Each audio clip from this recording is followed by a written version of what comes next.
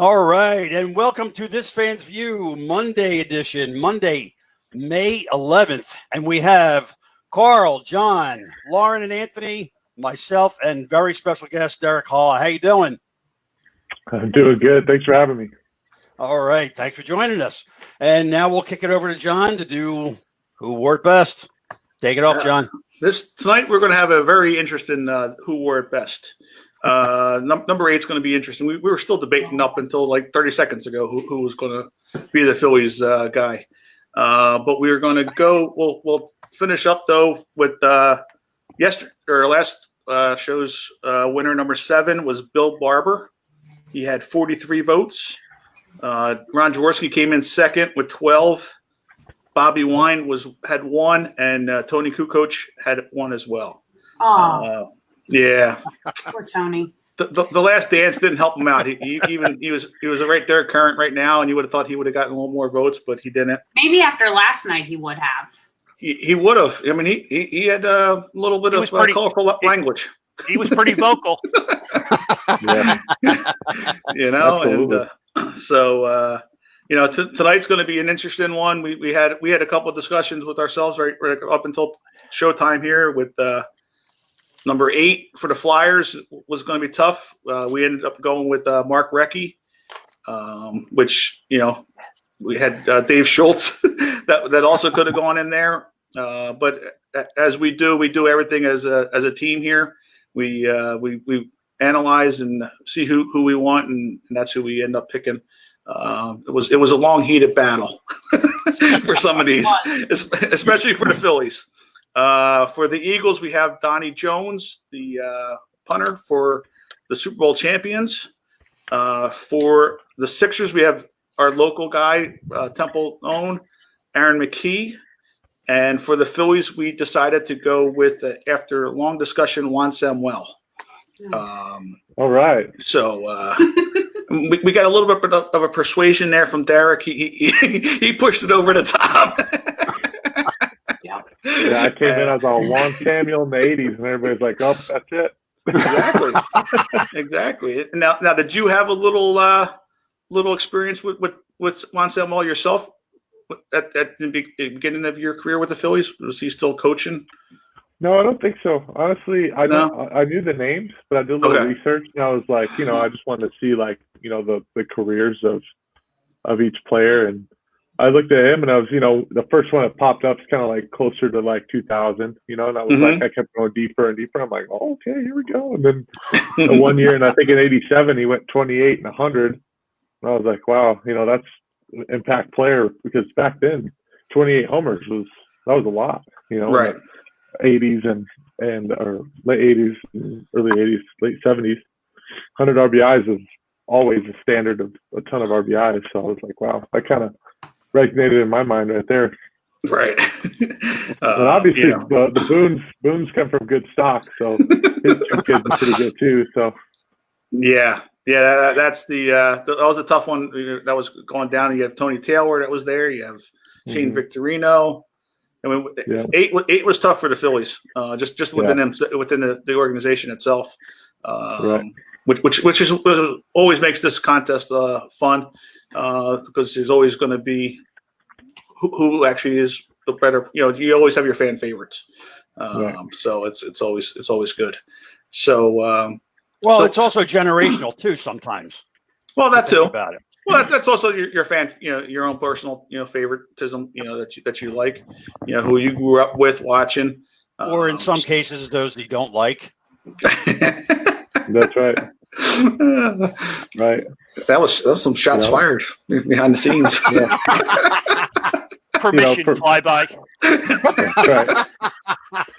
For me, I'm always partial to the steroid era. I growing up at that time, I kind of witnessed, I guess, the tapering down of a little bit of the steroid era there. So whenever I watch, highlights or videos, I love watching my McGuire's and Bonds and Sosa. And, Griffey, except Griffey, obviously he was clean, but I just love that time in baseball, and that's a time we grew up playing video games and. Obviously trying to hit like that. So it's like I could definitely see how a generational thing, it would make an impact. And you're a long ball hitter, so that all ties in there. You like I to think hit the that's long where ball. you fall in love with the long ball when you're a kid, and I think it carries into your career. Right. Oh yeah, absolutely. So we'll start off, and we get our poll for everybody from our audience or our host here. So we'll start with you, Darick. Who is your number 8 of the 4 choices? I know you already picked Samuel with the Phillies, but if you had, I picked Donnie Jones. Okay. I think that kickers. It seems like kickers on teams that win the Super Bowl are always a little. I don't know, maybe a little underrated because they got a lot of times a few games every year fall on the kicker, right? And I know he had some big time kicks that year. So I also picked for the Flyers. I picked Mark Ricci. Mm-hmm. So those are my picks, and obviously Juan Samuel. There you go. So I was right along with you guys there. Yeah. All right. So Mario, who do you have? It's a tough one, man. It's between Samuel and Recchi. So I'm going to go Recchi. All right. Just on stats, I'll go with him. Yeah, Hall of Famer. You kind of can't go wrong there. Right. Well, Lauren, who do you have? I guess I'm going to have to go with Mark Recchi. I considered doing a write-in for Dave Schultz, but I'll avoid all that and just go with Mark Recchi. All right. I don't think admin people are allowed write-ins. Oh, I'm allowed write-ins. Lauren runs the show. She could do what she wants. Yeah, exactly. Yep. Yep, her show. We're just in it. Yeah. I like it. Exactly. So, Anthony, who do you have? I think I'd probably give it to Recchi. It's a tough one overall, but he's the Hall of Famer and he's a great Penguins player too, so I have to go with him. What? For that. Penguins, What? do not factor in here. You have to ask and I answer. I know. I forgot about that connection too with you and this Penguins there. The connection, we call it a flaw. Well, it is a flaw. But I was trying to be nice. But I mean, overall, he's a Hall of Fame guy. You got to give it to him. Dirty pleasure at the Penguins. Yeah. And Carl, I guess we know who you're voting for as well, but we'll let you say it. Oh, thank you. I appreciate that. I like the way all the others jumped on with the Mark Recchi because of the numbers and the Hall of Fame and oh yeah, by the way, he did win a Stanley Cup with Mario in Pittsburgh. Yeah. Well, I would you if Boone was in the list, I'd be picking Boone over Recchi. So then do a write-in. No, I'm not. I go with what's there. I don't do write-ins. All right. Because for me, write-ins are basically no vote. That's fair. This is kind of a little true. All right. We tally them, but they don't really count. John, what are you going with? I am going to. I think we're going to have to go with Recchi as well. Being the Hall of Famer, yeah, you kind of have to. I mean, I love my baseball, but Sammy was Sammy's is one of those guys I grew up with as well.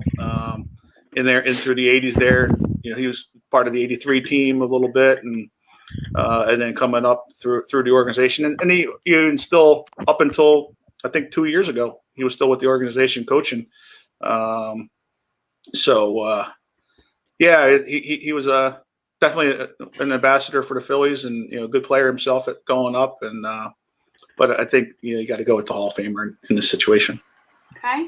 So Darick, if you had to pick one of those number 8s as your final vote, so Juan, Donnie, Mark Recchi, who would you pick? Not so easy, is it? Well, for me, like obviously I'm a fan of baseball, so I do enjoy hockey, but I'm gonna have to say Juan Samuel. All right. I'm gonna have to go against the grain here a little bit. Maybe start up some conversation. no, there's no wrong answer. I'm also looking here. Let's see. He played for 15 years, right? And he ended up hitting 161 homers, 700 RBIs. And obviously towards the end, he started to be like a platoon player. But anytime you play that long in the game, I don't know how long. Do you guys know how long Recky played in his career? Dad, since you're a spokesperson, how long did he play? I don't have the number. I just know he played a long time. Yeah, he played 10 years. Yeah, he played 10 years for the Flyers. Yeah, he was 10 That's years still really in Philly. impressive. That's Right. really 3 impressive. Stanley Cups, Boston, Carolina, and Pittsburgh. 500 goals. 13 years. 13. Is that what? You started to convince me. I was trying to stick with my guns here, but No, and I love Sammy. I'm a big you played Sammy 10 fan. plus years in the NFL, or not the NFL, the freaking hockey league. You're Jack's a tough saying son of a 18. gun. Yeah, Jack's that's probably saying 18 years. Yeah, that's probably closer. The 18 years. You know, Jack's our that's resident impressive. All right, hockey we'll go with whatever Jack expert. said. Yeah, it's definitely a tough one. I mean, Aaron McKee's, another, he was with the Temple run. Temple guy, yep. He was there. He was with the Sixers when they went in 2000 or was it 2001 for the championships against the Lakers. I mean, it's always fun. This one I think is going to be a little bit more. There's no clear cut. Other than maybe some will say that about Recky, but there's a lot of discussion about other players in this numbers game. So I think we should have a lot of fun with this one. Yeah. Before we lose Preston Midget on the board, Yeah, I just saw that. He's 10 years old. He's a huge Darick fan, and he stole his dad's phone to watch the show. So, kudos to that kid. You know what I mean? You Awesome. gotta love that kind of swag. Oh, that's awesome. I Absolutely. stole my dad's phone to watch the show. So the dude's got to get honorable mention, right? Come on. Absolutely. All right. Absolutely. It's not a school night because nobody goes to school anymore. So, Seriously. kudos Yeah, to him. We were wrong, by the way. It was we were missing an extra 10. It was 22 or 23 years, not 13. My math is not that good. And by we, he means him. And Jack was wrong? It was Yeah. 23 years. He played from 88 to 2011. Oh, wow. Yeah, I mean, I knew it's it impressive. was a long time. But he retired. He retired, right? He won a cup with Boston, and the following year he's in the alumni game with the Flyers, like 6 months later. Right. Wow. So, Yeah. Yep. but just it. I think it's eight's a tough number, but I think we're gonna have a lot of that throughout this contest. Oh, yeah, we got a write-in for Tony Taylor already. Oh, yeah. So I knew we were going to get at least one vote for Donnie Jones with Bobby Goodwin there in the he's a big fan of Donnie Jones. Of the long ball? The long ball, yeah. I think it's more than a nickname, maybe. What sport? For football, the punter. Oh, I thought we were hitting dingers. I'm sorry. No, that's in the Dingers clouds. and fingers. That was yesterday's discussion in the clouds. I'm not even going there. So All yeah. right, so John, we're keeping that. The voting will stay open till 7:30 tomorrow night, Tomorrow night, yes. and then we'll announce the winner. on Yes. Wednesday. Okay. Well, tomorrow night, Lauren I think you usually put it up tomorrow night sometime. Yep. After I give her the tally of the votes. Okay. Yes, So So how many of us tuned into The Last Dance last night? Derek, do you watch? Actually, I wasn't watching last night. Okay. So I was hanging out with my girlfriend a little bit. We just watching movies, and so it was the first time I'd seen her in a couple of weeks. So that's what I was doing. Nice. very nice. Probably more important. Yep. Maybe I'll start watching. Maybe we can watch it together. That's something we really enjoy doing too. Is we'll watch the same Netflix show. Like one of the most crazy shows we watched together lately was Tiger King. Obviously the craze about that. Yes. We watched that one together. Like this guy even So more. this could be one of those things. Jump And in. So From what I hear, there's new episodes. I seen that on Netflix. I didn't know if it was just another something they threw on there to get more views or what, but yeah, I might have to check that out. Huh? That was something. That Yeah. was. Yeah, we had talked about that a little bit earlier. What did you think of it? I thought it was so outrageous.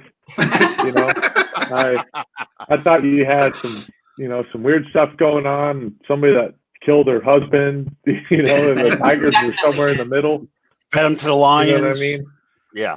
What was funny is you had 3 groups, right, of people with lions, and one acted like she was conserving the lions, and the other ones were She was the being worst one honest of them with what they're all. doing, right? And then Yep. you got it's like how is she going to get what she's done approved by the law she's trying to get to create, right? And then the other guys lose their tiger farms or whatever. It's like I don't understand it.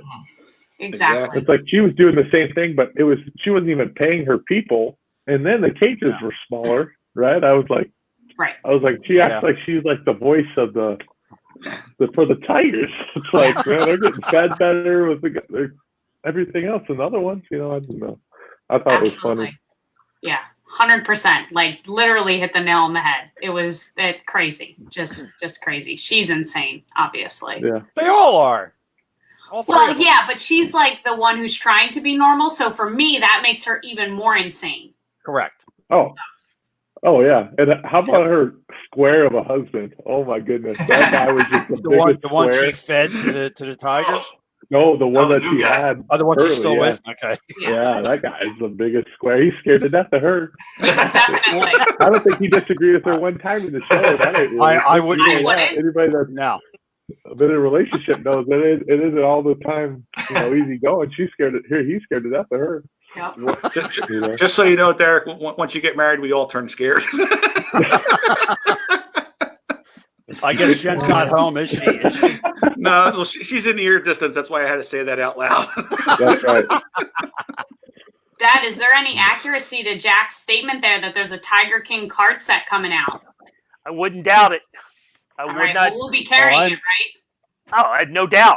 No Right. doubt. Sure. I got to probably order.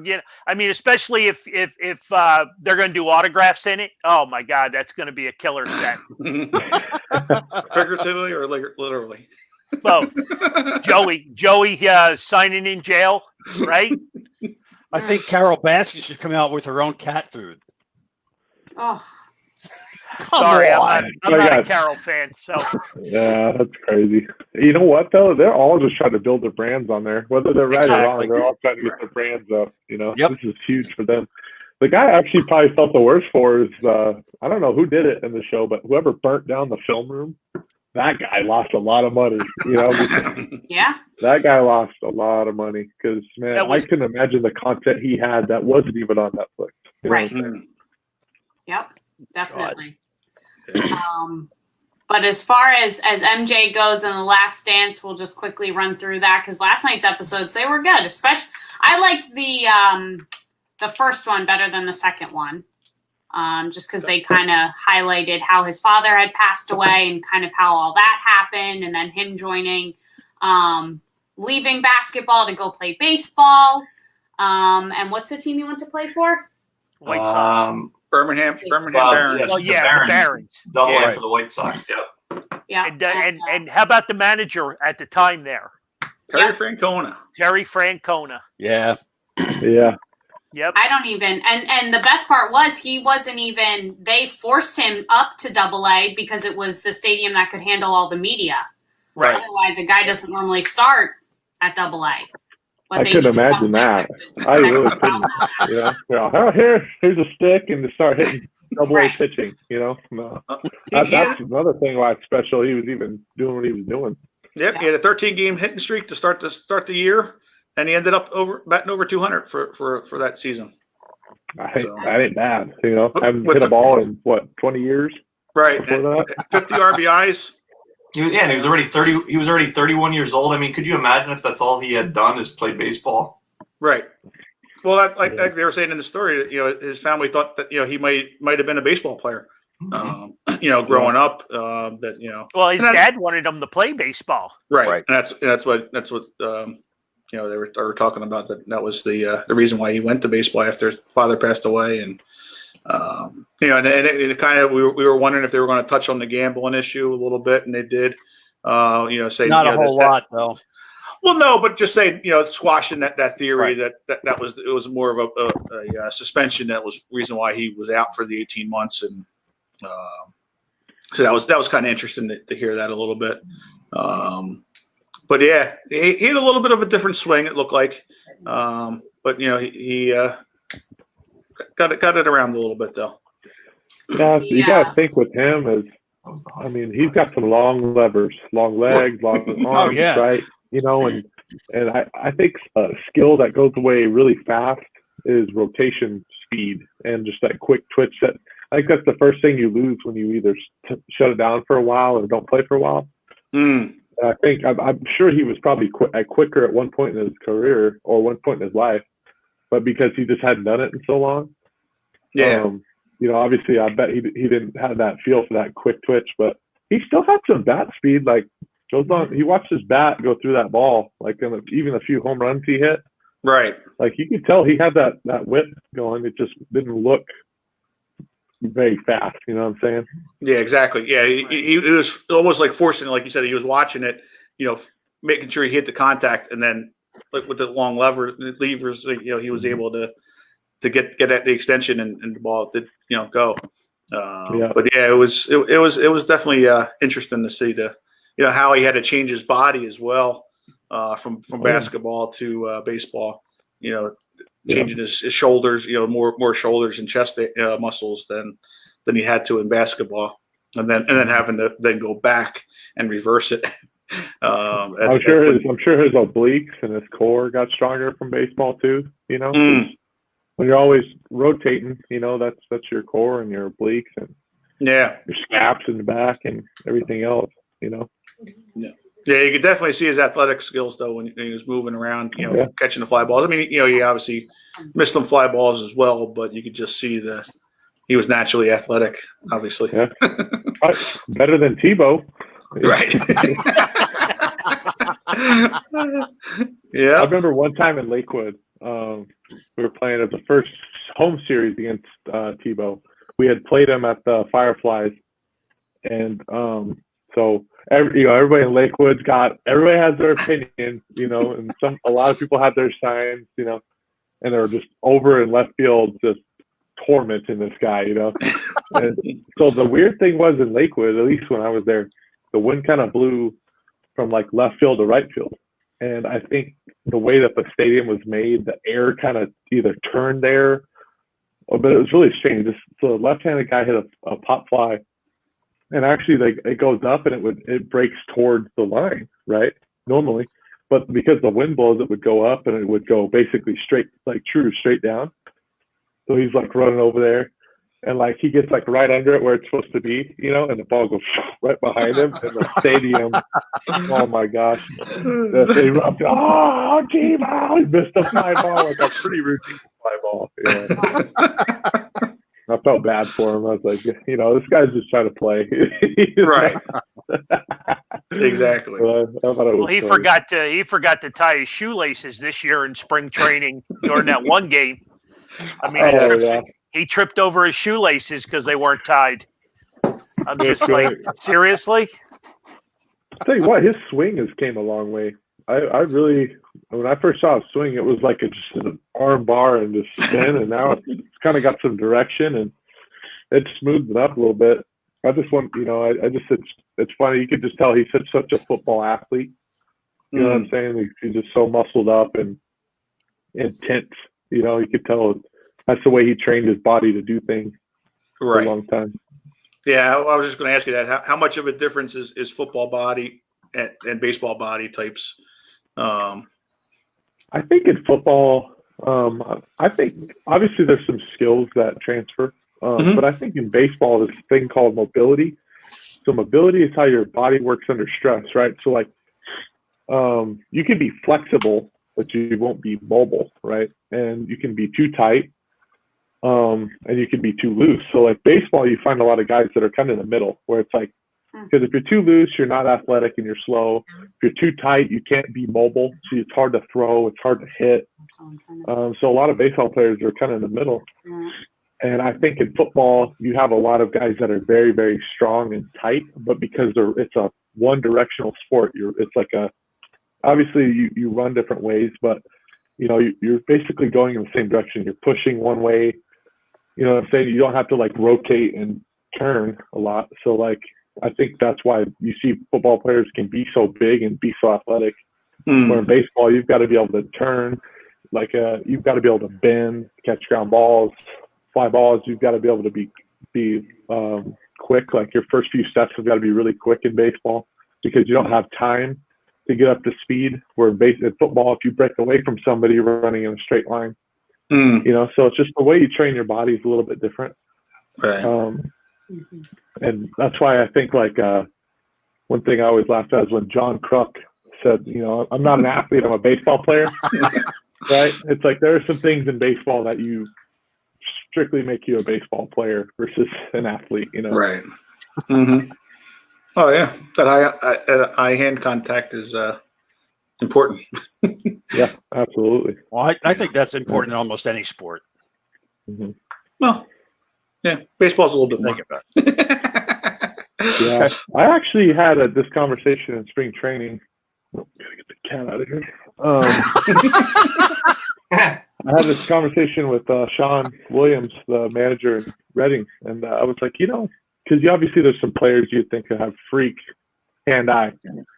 And he said, I was like, do you think people have, I said, do people have more hand-eye than others? Do you think like people are born with it? And he said that they did a study about it, and obviously this is just a study, They said that they took like an average person that's never played, and they took a baseball player, and they tested the two on like depth perception and like just basic like hand-eye things where it doesn't take a ton of skill. It's just straight up normal hand-eye. And there's obviously people that didn't have hand-eye are very good, but like the people that they would consider had elite that was a baseball player, an athlete, and didn't or was not an athlete, and it was very similar. No. So a lot of it comes down to what he was saying, comes down to just like just overall feel for your body to be able to consistently put the bat on the ball and stuff like that. And I said I could see how that is true, but I also just think that there's some people that, it seems like you could throw a sunflower seed at 100 miles an hour and they'll get a bat on it. You know what I mean? Right. Like So a we're guy full of like that is like Bo Bichette or Vladimir Guerrero. Those guys can hit in positions like there it is. We're full of props around here. I love that. Doug Buck's a man. I remember the first time I met him was in Reading too. He came in for a day, and I think he was in the booth for a little bit. And he came in and watched us hit BP and stuff. And that's where I met Ryan Howard too. Was in Reading. So it seemed like when I got there is where I got to meet all the, a ton of just ex-Phillies, that are still in the spotlight. Nice. Very cool. Reading's baseball town, and you get a lot of people and alumni to come around. Yeah, I wonder how Reading's doing right now without baseball. Anthony will be able to tell you. I mean, I tell you what, I've never seen a place I've ever played for come hell or high water there's baseball being played. It doesn't matter if it rains 100 inches and all night long. That field's going to be in some sort of shape to play. Yeah, we I forget how you had heard, but somebody whenever your opening night was supposed to be, there was a couple people that just came to the stadium, even though it wasn't open. There was no game, nothing was going on, just to be there. Yeah, Yeah. It could be. I've seen traditions like that. Just Were not they necessarily tailgating? baseball. No, They were just hanging out. just there. They're probably waiting for us to come sign autographs outside the stadium. I've never seen bigger grinders in my life. So I'll go out there till 12 o'clock at night. Be walking out dead tired, and they got a booklet with 8 cards in it. That's great. That's All great. right, I gotta go now.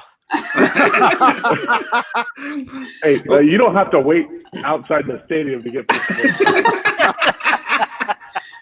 Yeah. But there are a couple questions for Darick, so let's go through some of these. Okay, George so Young, first, I think you might remember that name. He does a What was lot of the George Youngs. He does a lot of the Oh, okay. Yeah, photography. yeah, yeah. So he's asking if you've been doing any fishing. let's see that. Oh, yeah. Yeah, I've been, so the way I kind of have it down to in a way of science for me. So I got Monday, Tuesday, that I work out, do all my baseball stuff. Wednesday, I'm generally on the lake. Tuesday, and then Thursday, Friday, I do the same thing, and then I'll probably go once on the weekend. So I'm going fish about 2 times a week, and I'm doing as much baseball stuff as I can without like tiring myself out. Mm-hmm. So I've been doing that a lot. It's been a very good spring. We had a lot of winter rain, so the lakes are up, and it's been good fishing. There's a lot of people in the water right now. Yeah. Good. Obviously, because when you're on a boat, you can keep yourself spaced, and then obviously the boats aren't hanging out together, so fishing's still allowed. Right. It's just it's been packed. Like I like to go. I'd rather go in the middle of the week, but I've been able to get out quite a bit. Nice. Very nice. What? Okay, Go ahead, Mario. okay, so Joe Stinger wants to know where you grew up. Where I grew up, so I grew up in Hereford, Arizona. It's about an hour southeast of Tucson. So I actually live there now still. I really enjoy it. It's a smaller town. It's a town of 50,000. You got to drive an hour to get anywhere. It's right in the foothills of a mountain range. It's very outdoorsy. It's comfortable living. There's really not too much going on in that town. It's nice. It's peaceful. I wouldn't consider it a mountain town, even though it's on the foothills of the mountains. It just doesn't have the feel because of the pine. There's no pines there. Like it seems like when you get up in the mountain towns of Arizona, it drops 20 degrees from anywhere you're at, and you got the pines and stuff like that. But it's a comfortable place. Very cool. Very cool. Go ahead. Preston again is jumping on here, and he wants to know how you liked your first major league spring training camp. Oh, it was awesome. So when I got the call that said I was invited, I was very excited, and obviously I think as a player, you've got to kind of develop an approach about how you're going to go into something, right? So in my mind, it's like I want to perform and show off the skills that I have. And obviously that's something you can't control. You just kind of do what you do and hope the results come, right? Obviously because you've done it before. But I wanted to be a sponge, right? I wanted to soak up everything I could. I want to see how the big leaguers do it because those guys have been doing it. And the really cool part about this team is there's a ton of experience. There's a ton of people that have been super successful, that are worth watching and taking in what they know, so it was super exciting. It seemed like anybody you talk to had something super valuable to say, from staff, the players, anybody, that's the show. So, and also the player, anytime you can learn something and maybe apply it to your game or your overall just idea of what's going on, I think, you want to do it. And that's kind of the approach I took, right? I wanted to see how the best do it and how they go about it. And that's kind of, that was one of my favorite things about going in. I was just super excited, and being able to play in front of that many fans in spring training was awesome. And it gives you that real feel of like, in the big leagues, and just the energy too. I think that team is full of energy. I think as an organization, we've got a lot of energy and a lot of things to be excited about. And to be a part of that was awesome too. What was that like in spring training when everything kind of started to shut down and you guys kind of all had to scramble for what you were going to do next? I mean, that's so bizarre. Yeah. So I think I can speak for a lot of players on this one. And you go into spring training, obviously we've been training all winter to come in to be ready. Right. But your body might be ready, but like it seems like the deeper and deeper you go into spring training, you really start to get your competitive edge back, right? And you're focused on the season, and your mental fortitude is focused on performing and being the best you can be, and you kind of come out of that like easy living off season to like All right, here we go. Ultra competitor. We're back playing. We're ready to go. Ready to win baseball games. And by the time that this whole thing happened, I think a lot of players were in that mode where we were just ready to go. We're ready to play games. We're ready to take down balls, ready to throw, ready to hit, and we're ready to do that for the duration of the season.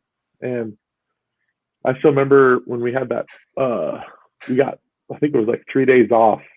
They were like, hey, you guys have to go home for 3 days. And we'd been catching wind of the whole COVID thing. So I'm like, oh, they probably just got to figure something out, Right. And we were just like, oh, we'll chill for a little bit, and rest, use this time for rest because we're pretty tired. We haven't had a day off yet.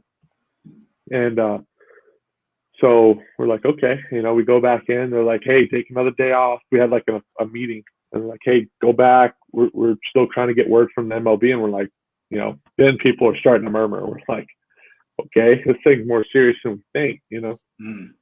And I still remember they called us back in. They're like, hey, we're going to send you guys home. We're like, what are we going to do? You know what I mean? It's like, how long is this thing? People wanted to know, like, right away when baseball would be back. What are we going to prepare for? Nobody knew.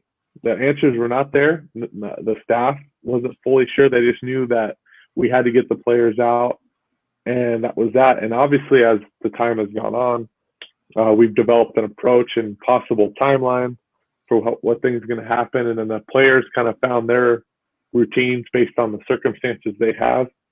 But at first, I'd say the first 2 weeks for everybody, it was kind of hectic because, I mean, facilities were closed. So if you worked out of facilities, even say you went back to your colleges, a lot of the colleges were shut down. So people were, I mean, I know my buddy Henry was having his wife throwing wiffle balls in the backyard to hit BP. I'm just like, that's the kind of stuff like, Right. people were having to do in-house workouts. I know a guy that had a tennis racket and was hitting tennis balls against the tennis board and was picking them with his gloves. It's like practice his handwork, and so it was just shocking because I think when you grow up, the culture of baseball, like I was saying earlier, just like in baseball town, is you play come hell or high water. Right. That's what we're used to. That's what we know. And there's really no other like ifs, ands, or buts. It's just, so to see something like this actually, take baseball away was shocking to the baseball world. So before they made the formal announcement, I think it was on a Thursday they did that. Were you guys getting updates on this, or did it just all come to a shock at once? Well, actually, we heard during the game that Arizona had banned its spring training. We were like, what? Or something. It was like this will be the last game played in the Arizona spring training, and then obviously like Florida was still playing, which was weird because they're a different time zone. So like the next day, that's when we all found out that we were going to go home. So I don't know if it was one of those things where they didn't want Florida to come out with it before the last day of Arizona playing, right? Kind of thing, to where it's like there's a bunch of unrest. But that's kind of how we knew, because I mean, obviously there was rumors flying, but we were waiting for official information because this is one of those times where you don't want to really listen to unreliable sources, at least at the time. You know what I'm saying? Right. Sure. Now, and talking about that, how was it with because the Phillies were one of the last teams to play in the spring training there, and Jake Arrieta actually tweaked something with his body. How much of that does players play in their mind when like a game like that was being played and other games were being canceled? Like, why are we playing this game? Worry about yourself. Honestly, that day I had played back-to-back travel days. I wasn't on the road that day. Okay. So I was at the complex, and but I think at the time the guys knew that, okay, we're playing the last game of the Grapefruit League. Well, but they didn't have time to really be like, okay, we're going to play this like it's the last game of the Grapefruit. It was like, I think a lot of people heard either right before the game started, and there's still spring training, right? It's like we're playing hard, but it's a different field in the season. You know what I'm saying? Right. Mm-hmm.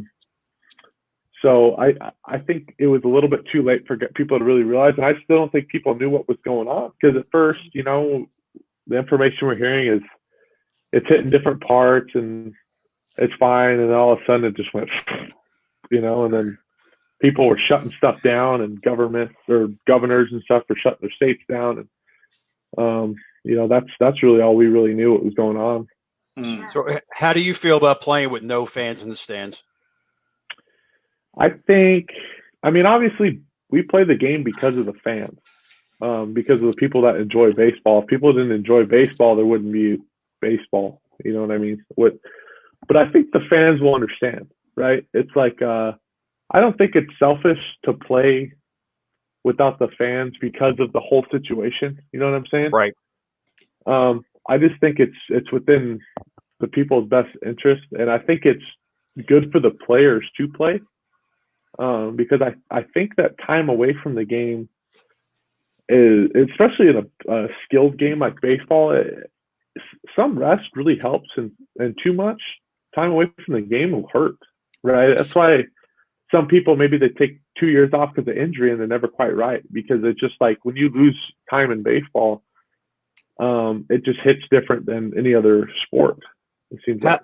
How do you think not having any fans in the stands will affect the game? Do you think it'll affect I think there's definitely an element to having fans. I think fans put energy. I think they charge the stadium, right? Obviously, when I get to the big leagues one day and say, I hope it's with Philly, and I walk out that field and I see a stadium full of Philly fans, right. I'm going to be amped right there. that alone sets the energy and the kind of the standard of how it's going to be played, right? And I've played enough minor league games without people in the stands, anything going on, to where you could tell there's a difference, right? But I think what you're going to see is, I think at that level, the players are ultra competitors. I think you're going to still see very, very quality baseball, right, with or without fans. But I will say it's a lot easier to play at a high level with people in the stands. Somebody just made a really good comment that I thought was funny. Marlins have been playing without fans in the stands for years. That's terrible. Yeah. But it's true. Yeah. It just struck me funny. Yeah. But Darick, you had kind of touched on different things that guys have been doing to kind of stay in shape. So how difficult is it to not have sort of that same equipment and the same facilities that you're used to kind of get yourself ready and keep yourself in shape? Well, I can't speak for everyone on this, because I'm actually very fortunate with what I have. I have a cage in my yard with a pitching machine. So I can hit as much as I want. I have a home gym that I have access to. Actually, a kid at my local junior college that went to my high school, he's a few years behind me. He's back home, so I actually have somebody to hit with and throw with.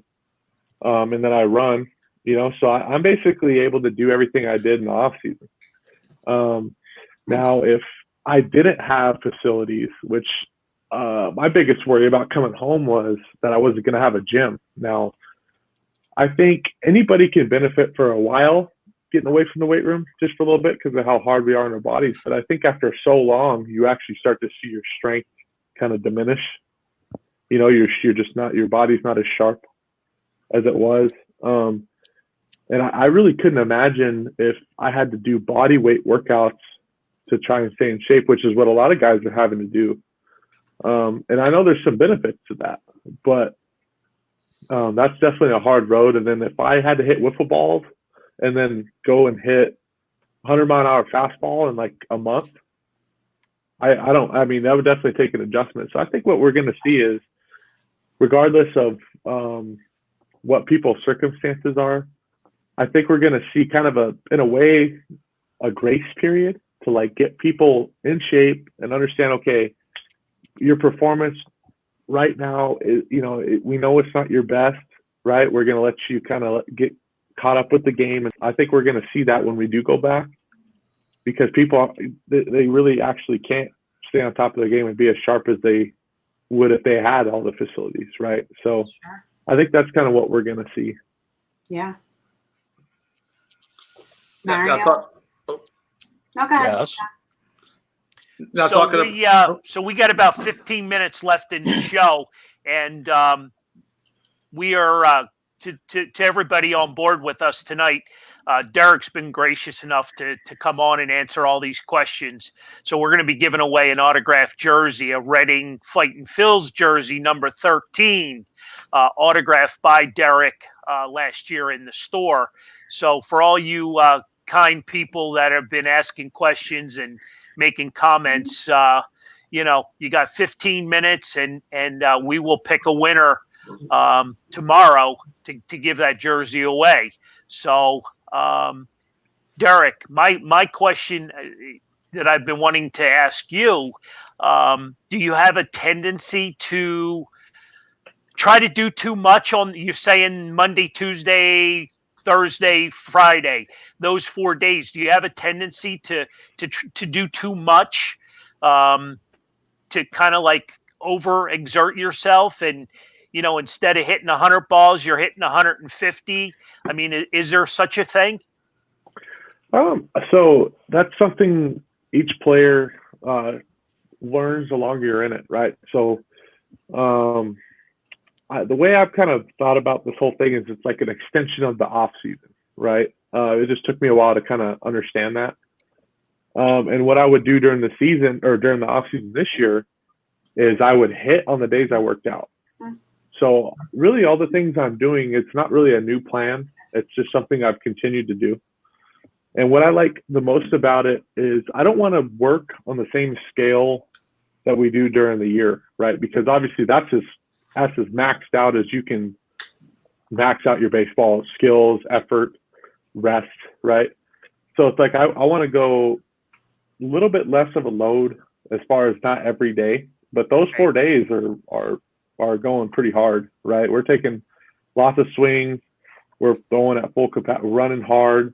We're working out hard. I think during the off season, players can work out harder because you do have rest days, right? So those 4 days, I've just kind of learned how to still get a lot of work in, but not overdo it. Gotcha. And I think sometimes there's some days where maybe I'm trying to work on something where maybe I take my reps up a little too much, but that's just kind of what we do, as players. But I think that for me, that works out the best because it keeps my mind fresh, first of all, because when you do something every single day, sometimes your mental fortitude will slip on you a little bit.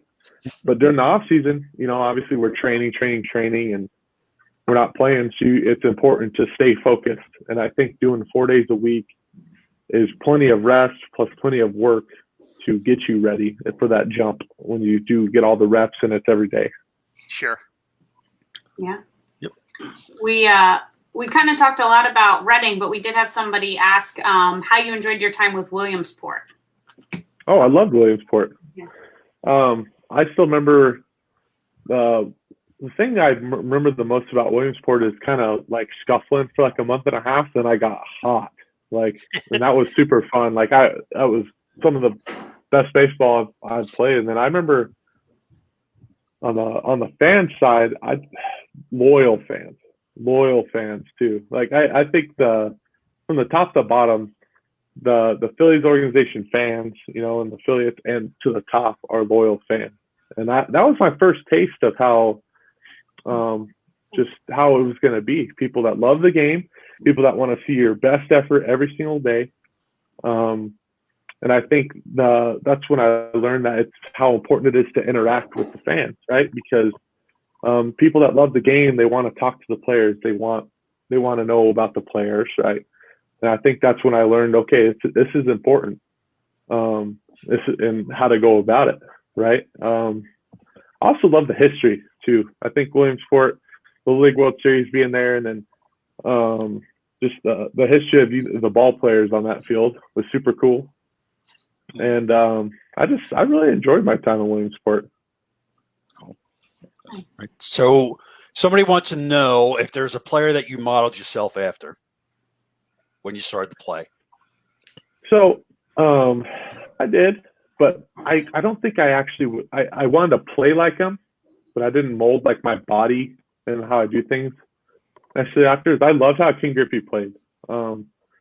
That was who I grew up, and that's my generation of ball players guy. A lot of times, right, is King Griffey, because it's a guy we see all the time on ESPN or Baseball Tonight and the video games, right? And Right. I know it sounds silly, but when I'm playing King Griffey Jr. Slugfest and everybody else's circles this big to hit a ball, and then King Griffey's is like this, and you're hitting 500 with 40 homers during the year, and you're like, yeah, you know. But I always liked how King Griffey Jr. made baseball not feel hard.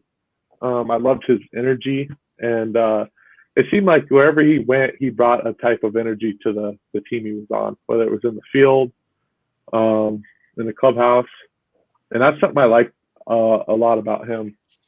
And obviously, I think I took some pieces from different players. You know, as a hitter, I just study Bonds a lot. I like to study left-handed hitters, power hitters. That's kind of my profile, and so I'll find myself watching Jim Thome hit, or I'll find even a guy that in person I like to watch hit was Dylan Cousins, right? Because he's had a lot of success in professional baseball. And just like that, that's who I pay attention to. But I think as a player, mainly, I like to pay attention like King Griffey Jr., I'd say. Cool. Where do you see yourself in 2 years? You know what? I'm just going to leave that up to just playing the game, right? So, like, going as a baseball player, you can't really have goals besides your performance, right? Like, I can't be like, I want to be here in 2 years. It's like you kind of have a process, and you've got to do the things that are going to lead you to doing that process and see where that leads you. You know, I was really, in my mind this year, just a quick little just summary. I think last year, I think I found my approach. I really think my walks skyrocketed. My balls in the zone swung at were a lot higher, which is what hurt me in 18. I was chasing a lot of balls out of the zone in AA. So I was able to swing at balls in the zone, walk, and then drive the ball. And I did that. I really think I honed that in for about 2.5 months of the season. Obviously, there's times where you kind of scuffle and fight, and that's just baseball. But I was really hoping to take that and take everything I've done and bring it together this year, you know. And I was really expecting a lot out of myself this year. And I think obviously in 2 years, I'd love to see myself in the big leagues. But I think I've got to take care of right now. And that's something that I've kind of just learned as a player, is if I can take care of now and do the right things now, I generally get pretty close or to where I need to be. Right. Was there a minor league stadium that's been the toughest to play in that you've experienced so far? Probably Batavia in Williams. That's a Marlins short season stadium. Mm-hmm. That place was tough. There was nobody in the stands. The field it looked like just a park. Like I remember one day we walked out, we were about to hit BP, and a skunk ran out from behind the backstop and sprayed the screen. And I just know the guys didn't like it there too much, you know. But that was probably the toughest place. That actually used to be a home of the Phillies. Yeah. Buckdogs. Yeah, I could tell maybe at one point, because it looked like they had done anything to that thing for years. You know? That's great. You had mentioned, to get back to when you were talking about spring training, what was that one thing that you learned or that you were hoping that you learned from your experience watching the major league players playing in spring training camp? So something I kind of really picked up was that there's no magic fix to get you to the level you want to be, right? Like, I think in our society and as people, we think there's just like something we have to figure out, just go bam, and then all of a sudden you're just there, right? But in baseball, like it chalks down to experience and the information that you are putting in your mind, right? It's like, and that's kind of like, I still remember in 18 when I was kind of scuffling with elite pitching, and it was like, I thought I was thinking like my swing's wrong, my mechanics are off, and it was like it really came down to swinging at strikes, right? It's like you swing at good pitches, and then I noticed right there the numbers say like when I swung at balls in the zone, my average was higher. My balls driven were higher. And when I expand, it was, you know, lower. And I think sometimes I would chase some magic, like maybe, okay, I do just this much in my swing and then it's all perfect. And really, baseball is such an imperfect sport. And somebody who kind of taught me that was Neil Walker. He was just like, man, you just gotta get really good at what you're good at. Like, Right. And you got to get a little bit better at what you're bad at, right? And his baseball really comes down to consistency. Who does it every night or on a regular basis, right? Because there's so many guys that over the course of time, I'm sure you guys have seen it with your love of the game. How many guys you can see hit balls at a stadium, fly, you know, got the best arm you've ever seen, and not work out for them. Or like Right. maybe it's just like, you know, what's going on? But it really comes down to like, okay, the guys you've probably seen it make it, do it. They are performing on a regular basis. They're consistent. Mm-hmm. And I think that's what you're chasing, not the magic fix. You know, and maybe your swing, it's like, oh, I'm going to do this and I'm going to start hitting 40 homers. It's like, no, generally that's not how it works. Some guys will say that. Like, I can't speak for everybody. There's some people that change their swing. But if you can kind of already do it, it's just about how many times you can do it and how often. Right. And that's what I think I learned this year and talking to experienced guys, you know, they kind of taught me the ropes on that. Very cool. What's I don't know how much conversation you had with him, but what's your impression on Joe Girardi? I think he's awesome. I think he's very honest. I think he's very genuine. I think he's very experienced. And I think it's what he take, like a little 2-year hiatus from baseball. Yes. Yeah. I think he's like really, really ready to go again. Like, I think he's fresh. Like, he took that little time off, and I think he's really wanting to push this team to do something special, right? And it just feels good. It always feels good to be behind somebody that's done it, right? They've gone all the way. They know what it's like. But I had nothing but good things to say about Joe. And I just really enjoyed being around him. Sure. Yeah. He's done it both as a manager and as a player. So Right. he knows what he's got to do. So yeah, and I think he really understands the player. From the talks that I when he would talk to players, and he knows what we're going through, and I think players value that a lot. Right. When you can kind of put yourself in their shoes. But obviously, it's not where you're enabling them to be like, okay, like I know it's hard, but he has that fine line down to where it's like he understands, but he's leading and he's pushing you to be your best at the same time. very cool. There's some rumblings about, kind of getting baseball started back up. So I'm just curious in your aspect, how much more difficult do you think it will be kind of coming back from this extended off season, as you had said earlier? Will that, like you said, after a while, do the players kind of get into this off season mode, and will it be more difficult sort of if there is like this second round of spring training or however they map it out? Do you think it'll be tougher to kind of get back in shape and get that competitive edge you were talking about? I kind of think it's going to be easier for guys I think you're going to see a lot of energy. Mm-hmm. I think you're going to see a lot of guys that have been cooped up in the house and been thinking about baseball since March. And then they're letting the dogs off the leash. You know what I'm saying? So I think maybe spring training guys will be annoyed because it's like, we already did this. But I think the season, I think you're going to see some pretty energetic baseball. In a way, I'm not going to compare it to college, but the energy in college is, it's like every game super important and guys are up. I really think that, especially in, say, what was it? Were they talking about a 90-game schedule, 80-game schedule? That's something that's super, super doable in an 80-game schedule, to have a very high energy the whole time. Well, you're going to have to, because less games. Every game is a layoff. Right. Every single game, right? Yeah. And we are close to wrapping up here, but just something funny if you have an opinion. So Reading certainly makes you wear some funny jerseys sometimes for promotion. So I'm just wondering if you had a favorite. Was it Star Wars or Harry Potter or something totally My favorite one was that wrestling one. It was what was it? It was like we had that I think it was once a week. It was the red one with like kind of the blue stripes, and then our mascot. He'd have like the mask on during the game. I forget the name of that jersey. Pelidores? The Pelidores? Yeah, Pelidores. The red Pelidores jersey. Yeah. I forget the name of it, but man, I thought that was funny. Maybe not the jersey so much, but just the night. Yeah. Like I thought that was hilarious. Yeah. Another one I liked was the Harley night.